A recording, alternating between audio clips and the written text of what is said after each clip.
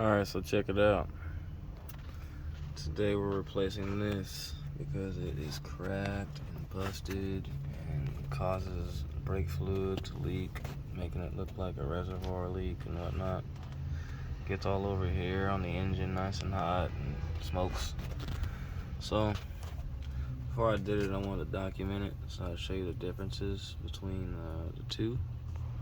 This old busted up used one versus this new one. I pulled what looks to be from a brand new reservoir on a 94 Chevy Caprice at the salvage yard.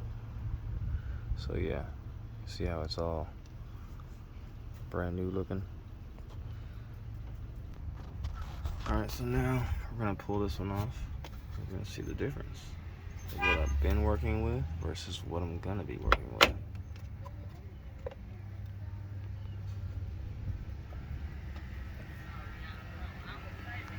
Oh yeah, see, that's not even attached. And this is flat.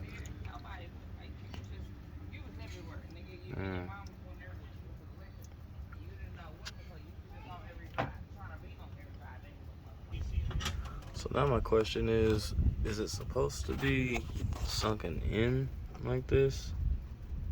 Or is it supposed to be out like this? Like the new one was.